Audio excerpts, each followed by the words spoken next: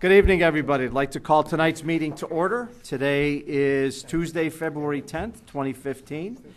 We have a village board meeting, and then following that, we have a committee of the whole meeting. It looks like we're about 7:04 p.m. Our first item this evening is the Pledge of Allegiance. And I think we have some kids in the audience that I think, come on up, guys. You get to say the pledge. Come on, come on, come on. Come on up, everybody up. Got to stand right here in the middle, and we're going to listen to you. Come on, everybody. All right, our flag's up here, so we're all going to face the flag. And I pledge allegiance to the flag of the United States of America and to the republic for which it stands, one nation, under God, indivisible, with liberty and justice for all. Good job. Good job, guys. Good job. now what I want you guys to do is stand right there, right there, Right here. okay? Just for a moment. All right. Right where you're at, right at the railing there. Jessica, will you please call the roll?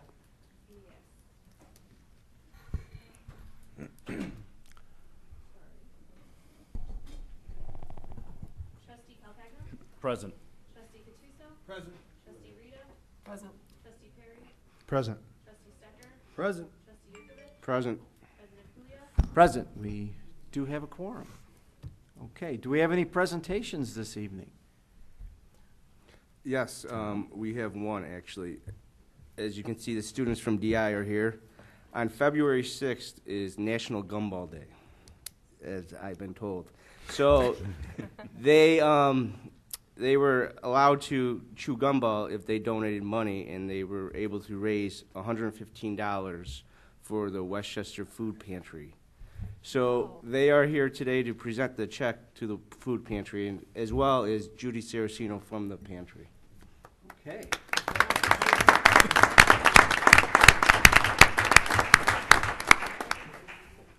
Okay, Judy, you're here. All right, what I want you guys to do is we're all going to look this way because all these people are going to be taking pictures of us. So if you're short, we need to get you up front. Okay, and somebody has the check. Okay, you need to come on over here. And this is Judy Saraceno Swenson. She runs our food pantry, which you all know. And I went to Divine and Fifth, and gum was not popular when we were in school. Probably weren't allowed to chew. No. Right? All right. Well, what we want to do is we're going to present the check to Judy for the food pantry. All right, Jude, let me hear this. You know what? I never did. But I talked a lot in school, and I got in trouble for that. Get in trouble. I used to have to stay after and clean the chalkboards every day. Or memorize a poem.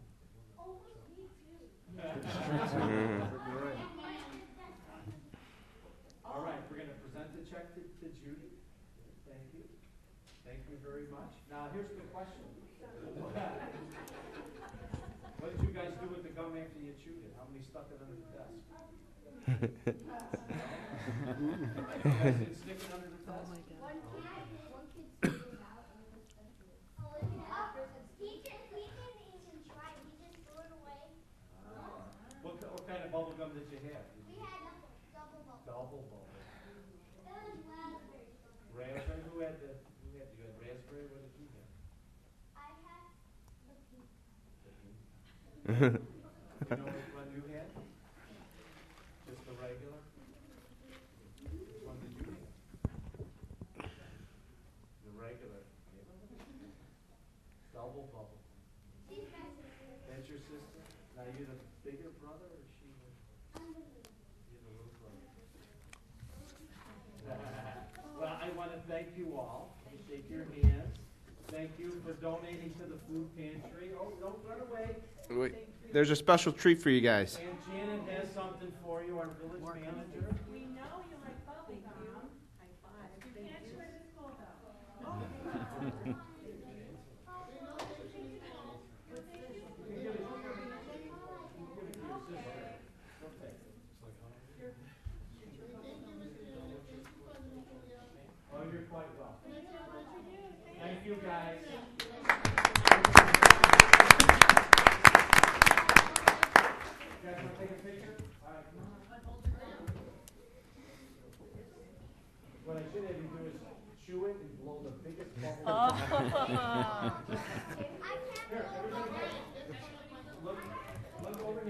I want to choose them, but I would be blowing bubbles. Dude, I'd be popping it. Cracking your gum.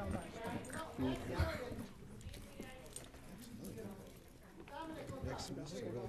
Yeah, I can't chew it without I don't know if it's there. Nick, who is Maximus Aurelius? Who is who? Maximus Aurelius. Maximus Aurelius?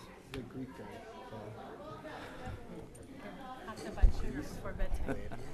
He's gonna get fired. Okay, are there any more presentations? No, there are not.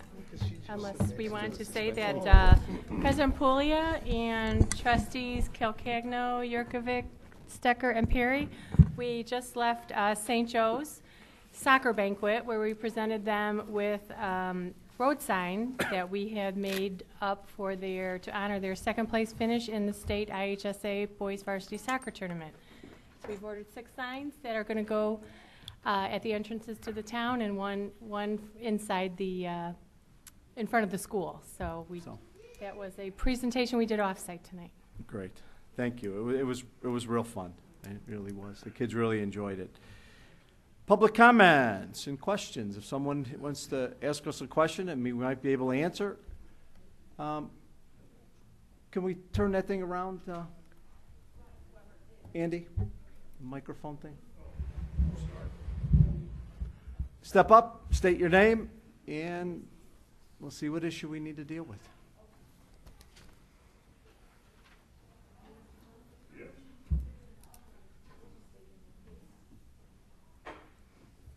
Good evening. Good evening. Raymond Thomas Sr., resident of Westchester since 2002. We live at 2125 Westchester Boulevard. What I have for the president is a copy of 2 very, I think, disturbing letters that came from the village in reference to the water meter.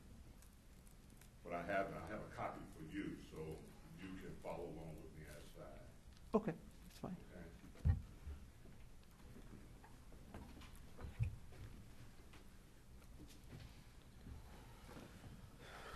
As you're receiving that, if you notice the letters that said that they wasn't able to read my meter.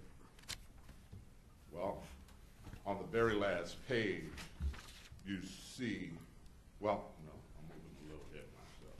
What happened is, I did a little research, and I was informed that I need to call and make an appointment for someone to come out to my home to read the meter. A couple days thereafter, I received a call from one of the waterworks people that normally read the meter, and he had told me that there was no need for him to enter the house. The little ball on the picture on the back of the page, as you see, that gadget is what they come and they put the little reader or whatever Right. to The read touchpad, they touch that, right? Right. Well, if you notice, that's out in the open. So I received these 2 letters, and I was very disturbed about that. Saying, threatening to cut my water off, and this, that, and the other. All right, as you see, the previous reading date was July the 11th, 2014. The current reading date was October the 6th, 2014. That was a total days of service of 87. Well, past due balance says 0. It shows that the bill was due November 17, 2014. In your package, you see where the bill was paid in full on October 29th. Receiving this new bill for 2015 is showing that I have a past due balance of $208. That's ludicrous. what I need to know as where that $208 come from. I'm never delinquent.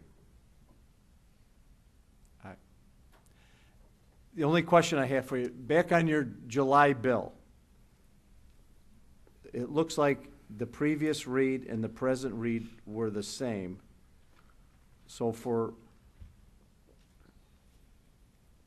July 11th to October 6th, you didn't use any water. That probably sent up, I'm saying it probably sent up a flag that there may be something wrong with the reader or the wiring or the meter. I mean, that's probably what that was about. Okay, well, is that my fault? No, but then it's not your fault. However, we need to get it fixed If there's something wrong. if there's something wrong with it, right? So I think generally, the water lady or whatever will give you a call and try to schedule an appointment, because it might be the outside reader, it might be the wiring, it might be the meter. So we try to check everything at one time. Generally, I think that's what we do.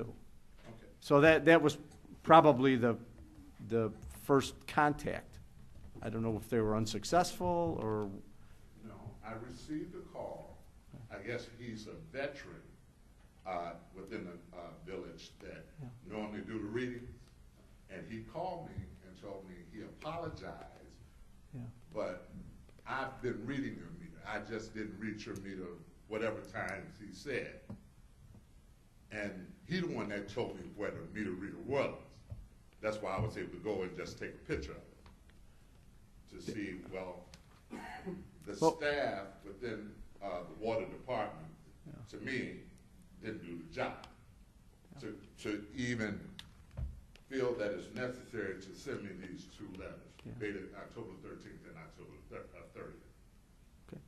Well, the only thing that I have a question of, if the previous read was 419 and the present read on October 6th was 419, how did we get a previous read here of 450? I think we would have to ask someone else in the water department. Oh, we went then back and done a reread, okay.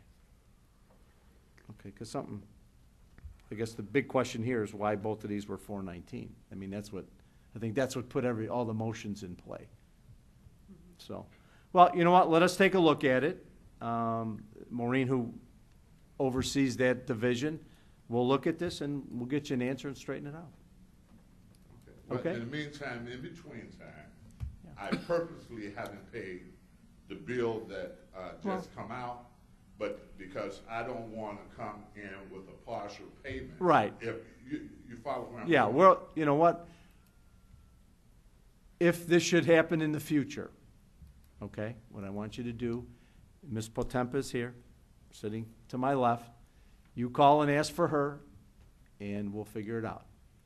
Because this is something that could be handled, in my opinion, over the counter if there's an error and whatever. But as far as the payment, we'll hold it in abeyance until we figure it out, and then we'll let you know what you owe.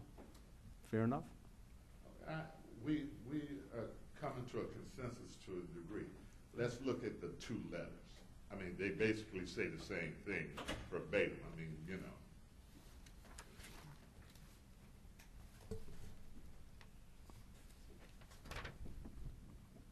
Well, I think that what you were sent was what the codes are, and if there's non-compliance. Let me ask you this: had you had any contact with the clerk at all that was handling this, other than someone that was on the street reading it? Did you call and speak to anybody? Only thing I did was when I investigated a little bit, they told me to just call and make an appointment for them to come out. Okay. And that's what I did. But in an interim of that, what happened is I received another call from an individual. He sounded like a veteran that knows what he was doing. He says, no need for me to come into your house. I read your meters, you know, majority of the time. I don't know why you having this problem. Yeah. The way it operates is there's a meter reader that reads your meter. I understand. And then the information is downloaded into the computer, and there's a water billing clerk that gets all the hiccups and things and what might be incorrect. And then she, again, sends somebody out, makes the call. I thought she made the call to try to get connected with you, to try to schedule somebody to come out and take a look, to see if there's more involved problem. Because, you don't want to go out there and if, the outside reader's working, then we need a wiring problem, or maybe your meter is bad inside. We've had all three of those things happen, so we try to check everything at once. Okay, looking at this current bill, the previous reading was October 23rd, and the current one was dated January the 9th. Those are different readers.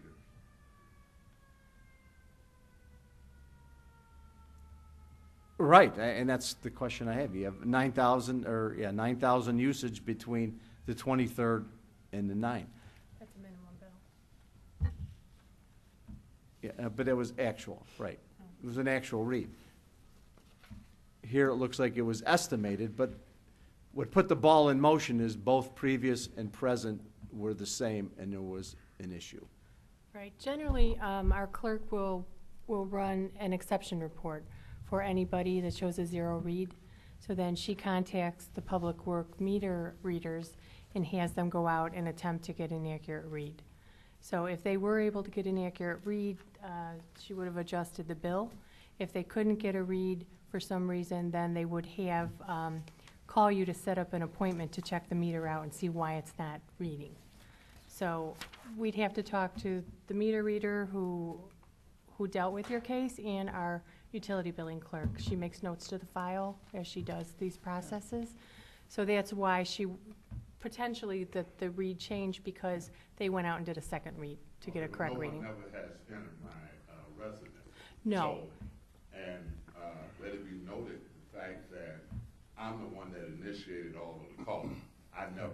No one has ever reached out and touched me to do any of this. Okay. It's just that when I received this bill and I seen it so stiff, it raised Yeah. my eyebrows. Right. Sure. We'll get to the bottom of it. Apologize for any discomfort or misconceptions here, but we'll get to the bottom of it and fix it. I do thank you. Fair enough?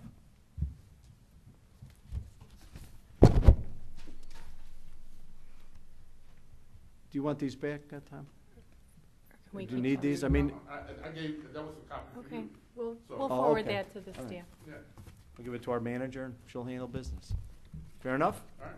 Okay, thank you for coming. Appreciate it.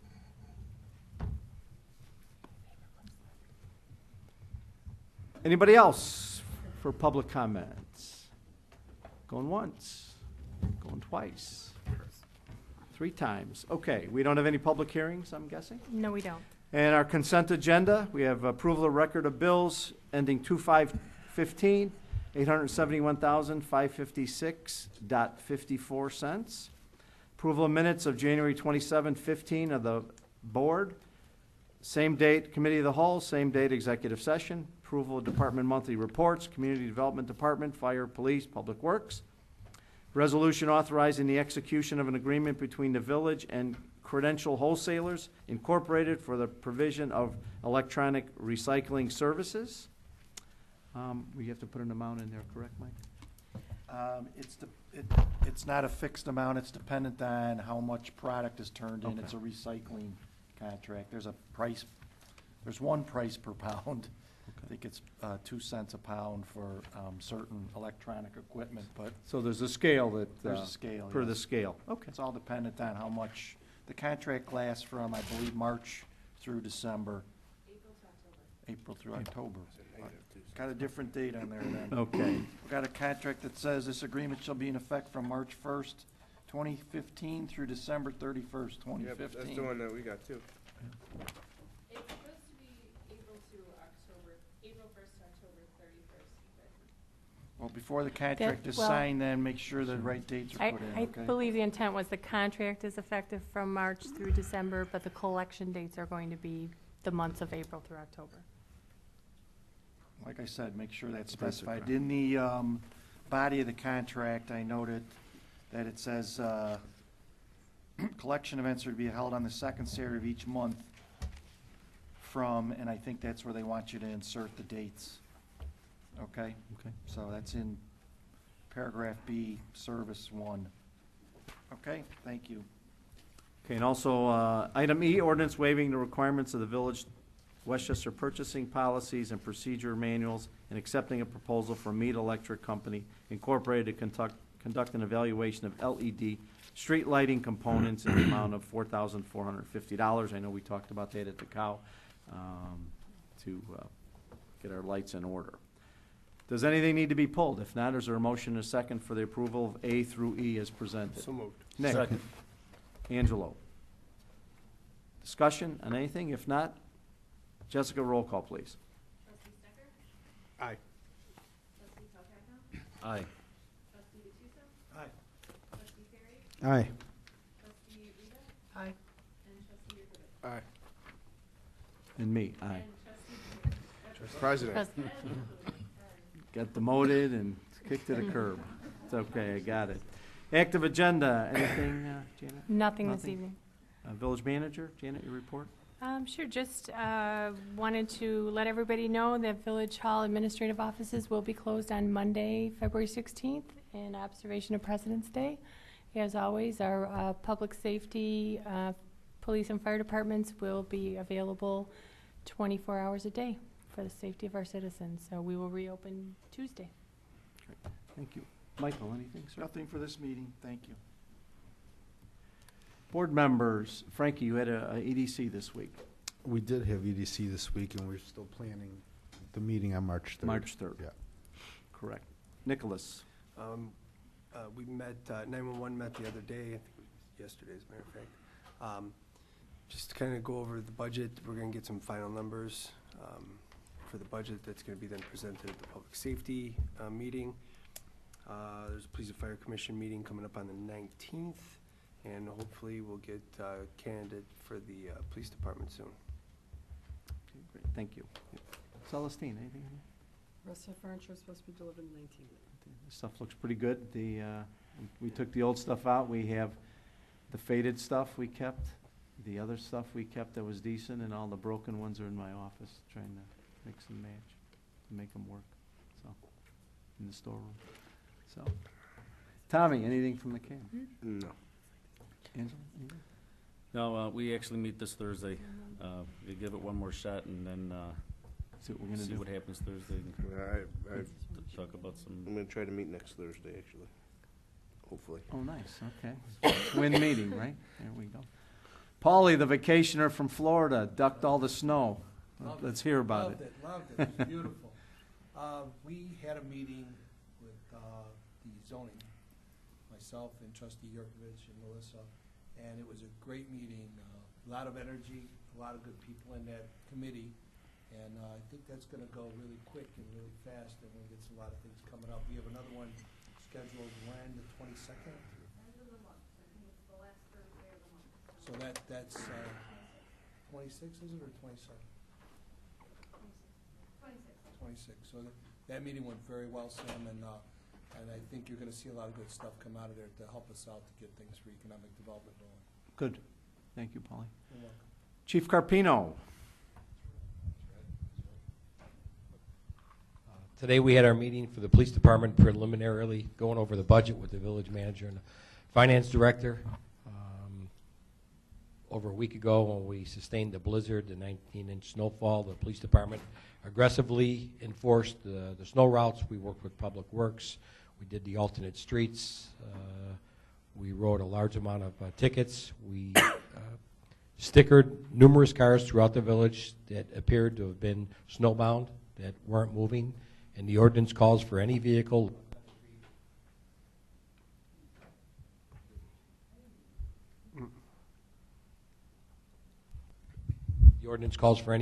left on the street for a period of 7 days is deemed to be abandoned. And some of the residents are calling and inquiring about the fact that their cars, like within a reasonable distance of their house, they can't understand why they've been, stickered for a tow. And we explained to them, the car could be directly in front of your house, but if it's abandoned and not moved within 7 days, we can tow it on a public street. So as of today, everybody's in compliance.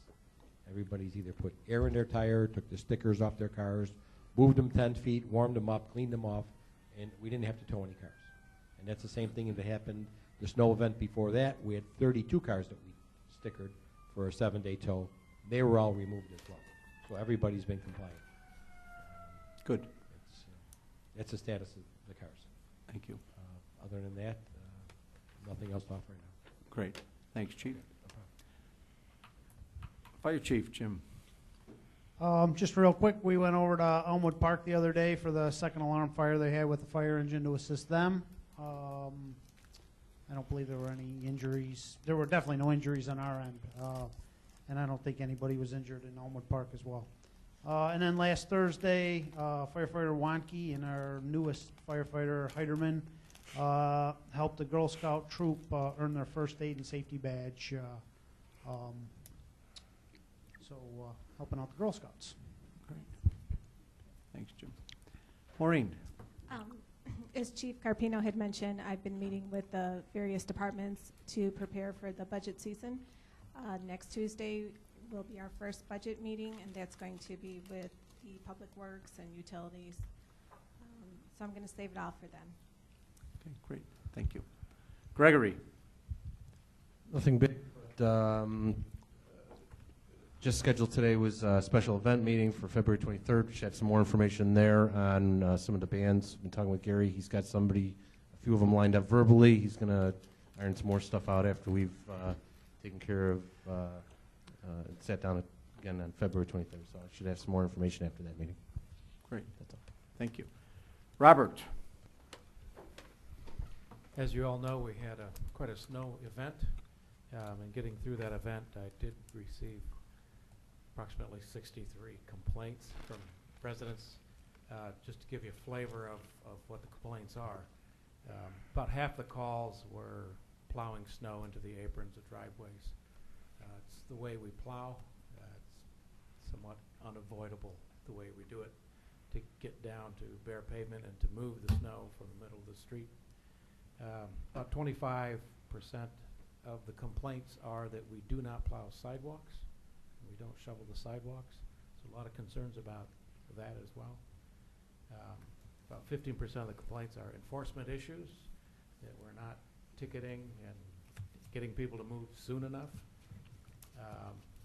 And another 10% involve our ability to clear snow in alleys. I think overall it went quite well, that we cleared the streets quickly, salted the streets so emergency vehicles could get access to all streets in a relatively short amount of time. I think the police department did an admirable job getting cars moved so we could come back and clear the streets. We are taking notes, and I talked to President Puglia about noting problem areas where we seem every year or every snow event to have problems. Cul-de-sacs are an issue. We do need to use special equipment to clear snow in cul-de-sacs and keep it from building up. So I'm taking notes. This is my first year here in a snow event, so hopefully next time we get a large snow event, they were a little more efficient at getting to some of these dead-end streets and using the right equipment as soon as possible. So a fair number of complaints. I think most of them are just related to the amount of snow that fell. It wasn't just a few inches, it was a lot, and it does take a while for us to recover and get the streets open. So thought you'd be interested in what I'm hearing. I did make a concerted effort to call everyone that left a message back. So whether they liked what I had to say or not, I did call them all back. They voiced their opinion. I made notes of it, and I wanted to bring you sort of a synopsis of what I had heard. On another note, last meeting I talked to you about applying for funding from IDOT for the Gladstone Bridge. We received a letter back this week approving us for the first phase, and they're going to pay 80%. So we will start on that preliminary engineering and get that underway. So that's the fastest I've seen them jump on and approve a project like that. So that's a good sign. So looks like there's a very solvent fund, and they'll be funding that Gladstone Bridge project. And I'll keep you apprised as we move down the list. As Maureen had indicated, we are working on budgets. One of the things I want to make you aware of is that in doing the capital program, we're looking over all of our assets, our capital assets that we'll be requesting over a 5-year period. But also included in that, we're going to show some of the 7 buildings that we own. You're going to see some categories in there for heavier maintenance and outright replacement in these 7 buildings. We're looking at new roofing, new HVAC equipment, new windows.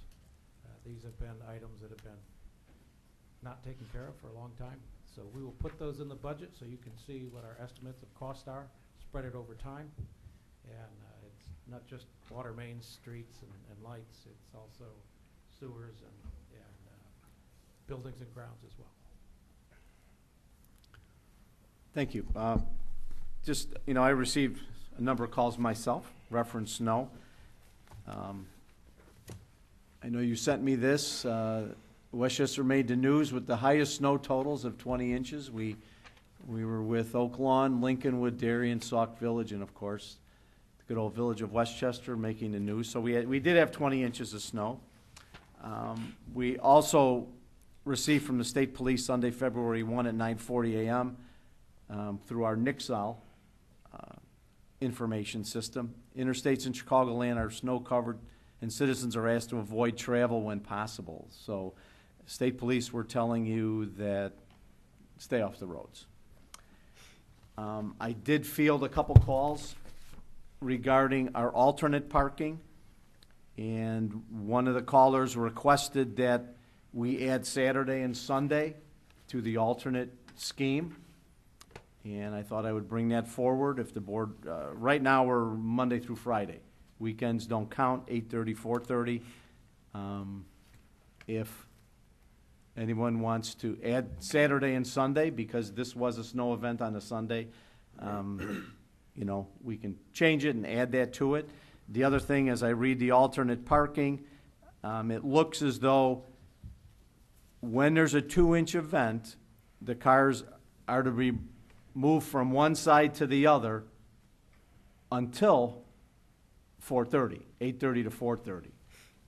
There's no provision in here to move back after even the plows go through, which is in our snow route ordinance.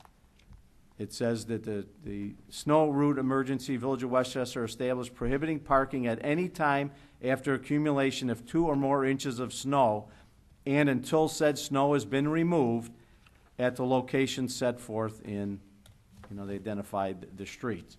So in other words, I would interpret that, and we have for years, is once the snow route is cleared, you can go back.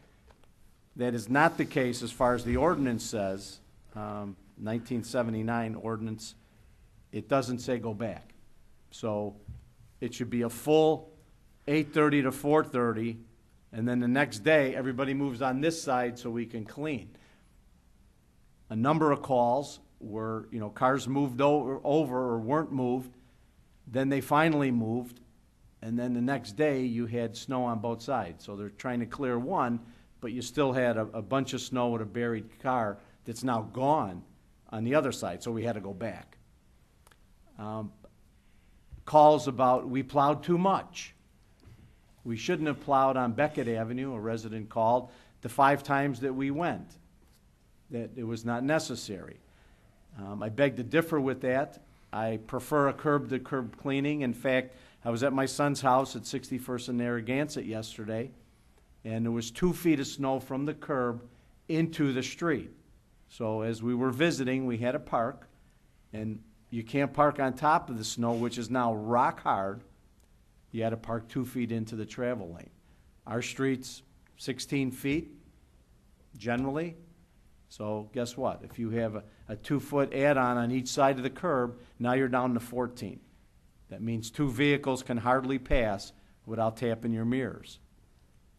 I mean, it's difficult enough on a dry day when cars are parked across from one another that we can get through. We don't have 24-foot open streets in most cases. Mayfair and some of the Sunnyside and some of the main streets we do have, and you could park 2 cars and drive 2 cars. But all the side streets, for the most part, you're waiting. So I think that PW did an outstanding job. They were called in at 9 o'clock on Saturday, worked complete 24 hours. They worked the next midnight, came in to work on Monday, worked till 3:30, and they had the appropriate breaks with their CDLs, and then a crew of 6, from what I'm told, stayed from 3:30 until 2 a.m. to finish up what we had to do, alleys, whatever the case may be.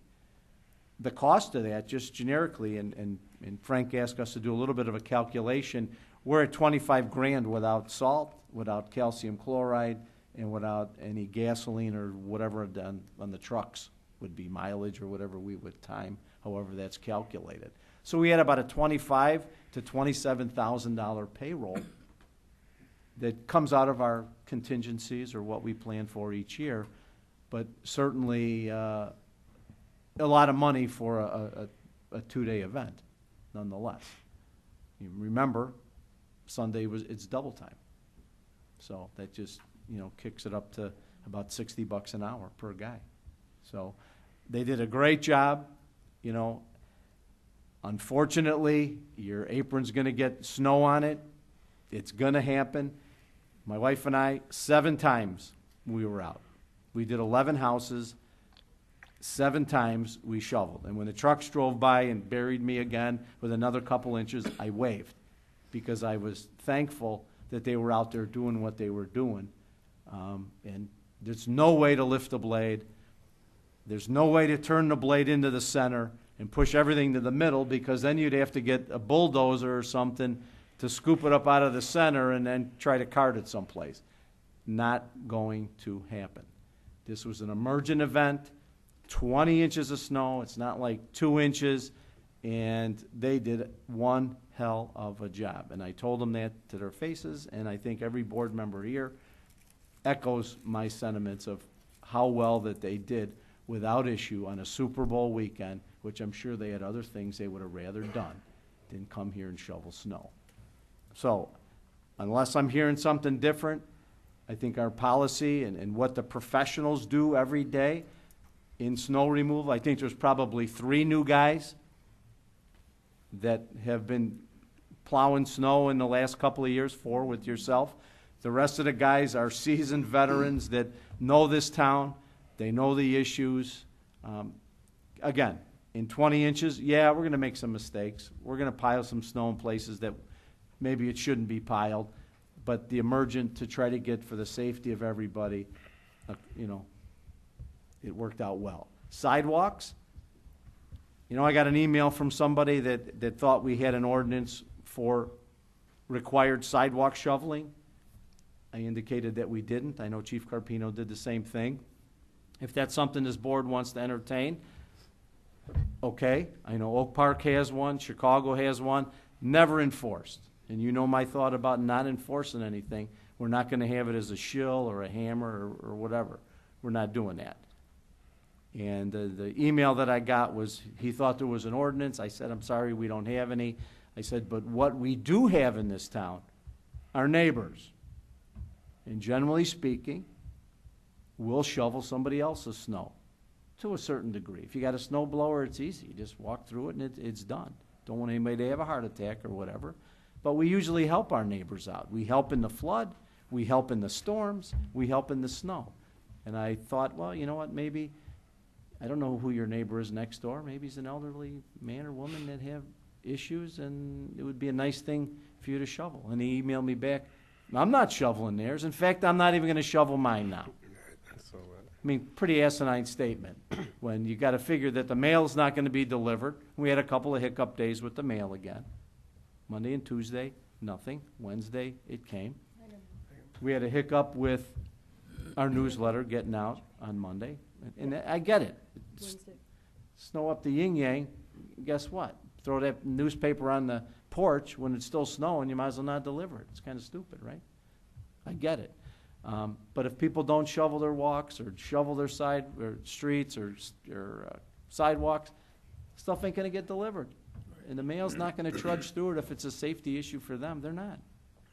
So, I mean, the streets and sidewalks look pretty good. Hopefully the neighbors got together. We had some melting, we got rid of it. That's what this town should be, helping people. I mean, it's kind of what we all do. Sam, what about business requirements for sidewalks? I'm sorry? Businesses, are they required to shovel? Nobody is. There's no requirement on our code to shovel anything on a sidewalk. In A lot of fact, people walking down Wolf Road because they couldn't walk down the sidewalk in the street. well, It's kind of dangerous. no, there were people, I mean, it's everywhere. There's people who are walking down Dorchester, you know, until I got Dwight's done. You know, they're walking a dog, and, you know, the two twin ladies that walk, a lot of walking in the street. If you saw in the last newsletter, I kind of addressed it a little bit, not knowing that we were gonna get buried with 20 inches, that, you know, that it's unsafe thing. In fact, I think I made reference that a person was hit in the crosswalk. I think I sent the email to Mike to take a look at about the tort immunity and whatever, that somebody was hit, I think, from what I understand, in the crosswalk, and they're, you know. No, they were walking down the sidewalk, they got to a spot that wasn't Cleared? cleared, they had to go in the street, and that's where they tripped in a pothole. Oh. And the appellate court, it wasn't a Westchester case, the appellate court said that the municipality's responsible because that was a predictable hazard of a person that's walking on the sidewalk, can't get through. It's the same as if you had construction activity or they were forced out into the street. So it was a predictable event, so. Yeah. I asked Mike to look into that to see if there was some impact that we need to do something or address something in the future, because I don't know, not that this can't be overturned by the Supreme Court if it gets there, or if this is gonna be the law of the land that might put more onus on us. I don't know. I mean, but yeah, bus stops that probably weren't shoveled. And really, if you got a bus stop in front of your house, I know I would have, I'd shovel it in a heartbeat. You got kids standing out there? I mean, I don't know. A little different time. Try to get the Cub Scouts, the Boy Scouts, guys from St. Joe's or the schools to go out and shovel in a 2-inch snow is just as difficult as trying to get them, and you're not gonna get them in a 20-inch snow. Might as well forget about it. And it seems that the kids nowadays aren't like, say, me and Paulie, we were making our money shoveling snow. And you guys. got paid? Well, I got paid. Well, It was like $2 to do like a 900-foot driveway, I but. never got paid, I got told, you gotta do it. That's No, it. but I mean neighbors, you know, you went around and you try to make a few bucks with your brother and that kind of stuff. That isn't happening anymore. It really isn't, you know? I was shoveling by my kid's house, and I'm not supposed to shovel. I had a heart attack like Paul. We're not supposed to shovel anymore. And a couple of guys came up to me and said, hey, we'll shovel. I gave them $30, and they shoveled the thing. I didn't even argue. I said, here, just take it and have a nice day. Yep. You know?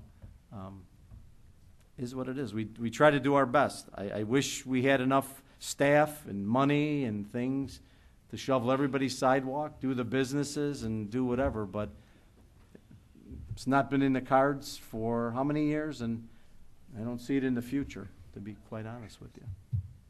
So, Sam, just for the record too, you know, a lot of people have to get out and go to work on those days. People who have to actually go out and plow or do snow removal, or for whatever reason you have to get out to work, you know, hospitals you have to work at and all that stuff. You know, after you drive on 3 or 4 inches of accumulated snow on a street, most cars will start to get stuck, won't be able to get through it. I was on every one of these streets, moving around, going to my mother's house, my mother-in-law's house. I never had that issue. So when you talk about plowing 5 times, you have to keep removing. You can't let that stuff build up 6, 7, 8, 9 inches before you go and try to remove it, and then it's almost impossible to push. So, yeah, I mean, you guys did do a great job, so. again, if the board wants to add Saturday and Sunday, you know, we can do that with a change. It's not been in the cards all these years, so what do you want to do? Would it be easier for your guys if we did it, or?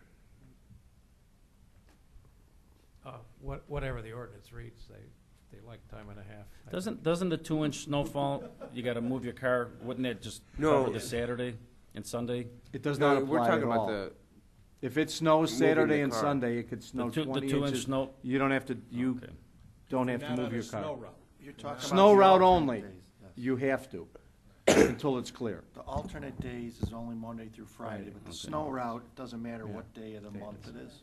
So if you want to look at that as a board and change it, it's a simple change. You add Saturday and Sunday, it's 2 days, it's,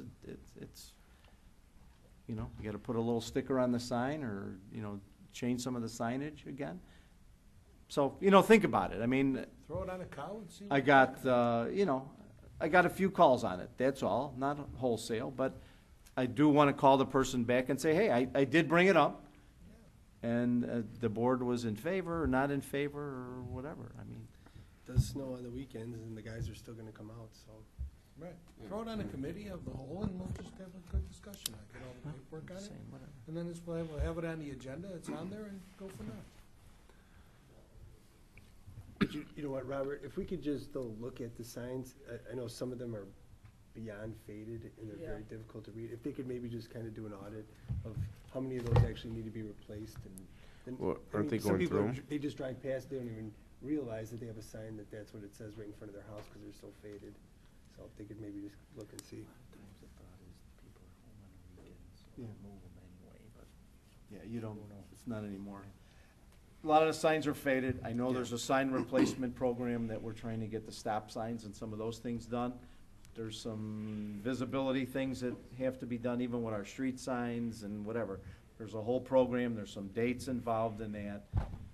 But yes, some of the faded ones, obviously, we need to get taken care of. Again, if you add this to it, you're gonna have to put and Saturday on one and Sunday on the other. Because you got the Tuesday, Thursday, and then, you know, you have Tuesday, Thursday, what, Saturday? And then you're gonna have the Monday, Wednesday, Friday, Sunday. So, anyway, just something to think about, but I don't think it's a pressing matter, as I only got a couple of calls on it, but it certainly would have, make it easier for PW when they're out on a Saturday, Sunday, no doubt about that. So, something to think about. Okay, Melissa, didn't want to sidetrack you, giving you a little time. Oh, no problem. I'm sure I'll get my opportunity on the cow with the code update. So just wanted to let everybody know that I had the opportunity to go to the Westchester Intermediate School today, and I got to talk to all the third graders about, they have an urban planning project where they're all designing a city. So some of them are having urban cities, some suburban and some rural. So they had me come out and talk to them about what urban planners look for. And so I'm hoping after they heard me talk for 45 minutes that, you know, there's 120 new urban planners that will be coming through the ranks in the next couple of years. But it was a really fun opportunity. I was really excited that I got the opportunity to go talk to them. So they had really good questions, and they were really engaged and excited to be there. So so other than that, I've really been working on the code update, which you'll hear more about in a couple minutes. But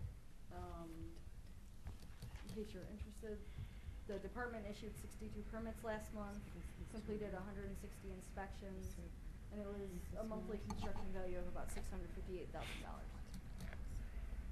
Good. Thank you. President report, just a couple of things. Myself, Janet, Nick, Tommy, and Angelo attended the West Central Municipal Conference breakfast on the 7th at the Riverside Country Club. There were a number of congressmen there. We had 3 congressmen. We had a host, representatives and senators.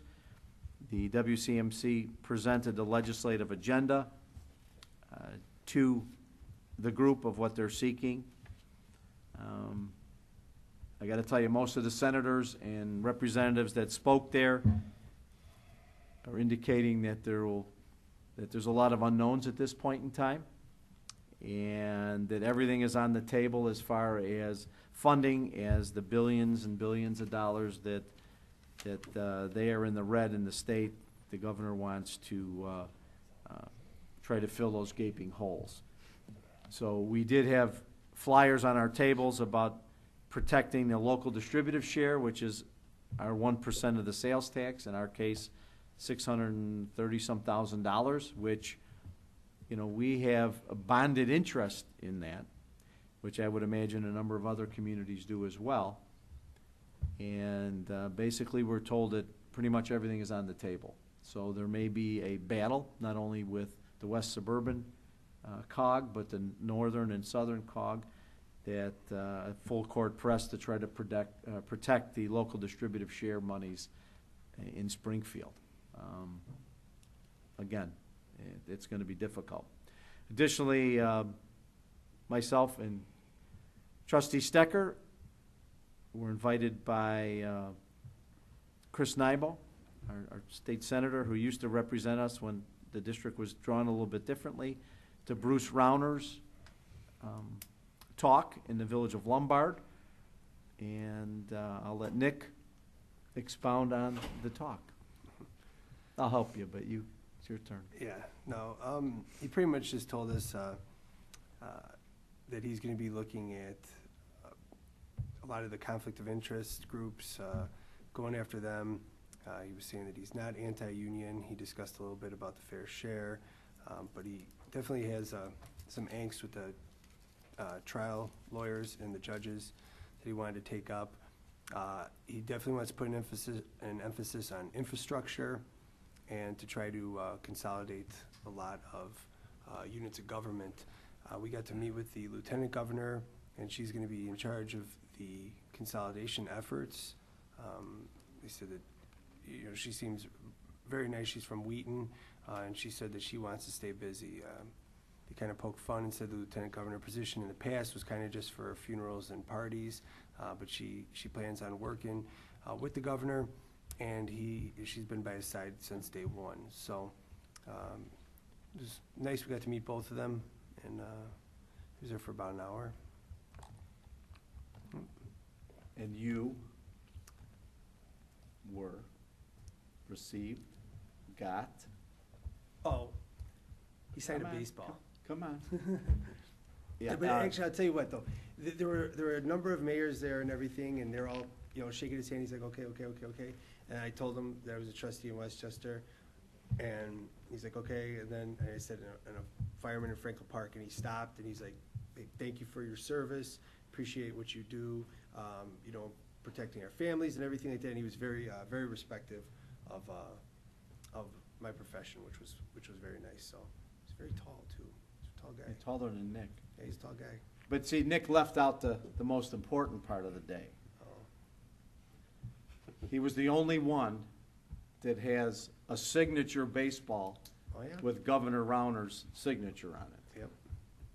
So he presented a baseball and asked the governor to sign it, and we have some pictures of the governor signing the baseball. When we were in Austin at the Presidential Library, I saw this really cool display of all these world leaders, the autographed baseballs, and I was like, you know what? Illinois has a pretty rich political history. I've run into a lot of these people, and I was like, you know what? I could probably maybe put together a pretty interesting collection myself. So I went to Hildebrands, got a bunch of baseballs, and when I was present for the Manning bill with Governor Quinn, I didn't want to give him the baseball in front of all my friends. They would have killed me. So I handed the girl my jacket, and she made it, and I had Governor Quinn sign the ball. I had Mayor Daley sign the ball, and I had Governor Rauner sign a ball. So we'll see what else I can get. But I just thought it was going to be interesting. Yeah, I mean, it was cool. I mean, just to see it, we got it actually on video of the governor You signing. can tell he's the never ball. signed a baseball before, but yeah. So, Yeah, but he it's got kinda one neat. for you, so Yeah, that's a kinda good neat. thing. Tom, you're a Sox fan? Oh, no, you know what, I should have. I was busy. Yeah, you know what, he was on the move. Even trying to get to shake his hand, we had to go around and this way and that way, and I mean, he had a guy similar to Mike's son who was running interference for Governor Quinn that, you know, cut us off at the pass at a couple of times, so. But he was very respectful for us, so it worked out well. So, anyway, any executive session? You want one? Yes. You do. And for, which one? For The both. second. Okay, 5 Ilix 122C5, discuss, purchase, and lease of real property for the use of the public body, including meetings held for the purpose of discussing whether a particular parcel should be acquired. Yes, we do have that. I'm sorry, I forgot about that. So we'll do that after the cow. Anything else for the board? If not, oh, sorry, Chief. I ran to my office, and I recall when I was dealing with a resident that was here at the last meeting on Nelson, January 28th of 2014, we amended the ordinance for the alternate street parking, Monday, Wednesday, Friday, 4:30, 8:30 to 4:30. It is permissible to park your car after snow has been removed. On the alternate, so Yes. it was changed, maybe not codified then. Yeah, it probably did make it on the website, but specifically I came to the board. and we Okay. had the language until the said snow has been. It is, okay, good, well, then that That answers that it. was my recollection, was that we let people, once the street is cleared, To they go could back. go back, so. Okay, yeah, because I copied it off the website. Yeah, that's probably one of the ordinances that hasn't been codified yet, Okay. so you gotta Alright. look those up separately. All right, You know, Sam, just real Yeah. quick with Chief Carpino, Officer Lyman, I believe he was involved, apprehension of an armed suspect for a series of burglaries in Broadview. I just thought Yeah, that, there was a call that went out, they were looking for some burglary suspects in several police departments and systems, as well as our department. And somewhere in the back of a truck, Officer Lyman apprehended the one suspect from the burglary, and right near where he was a handgun that was loaded, that was taken from the residential building. yeah, so I nice just thought it was- job. Don't worry. Great. Okay, thanks, Chief, for clearing that up. Is there a motion, and a second, to adjourn our board meeting? So, second. Celeste and Nick. Roll call, please. Aye. Aye. Aye. Aye. Aye. Aye.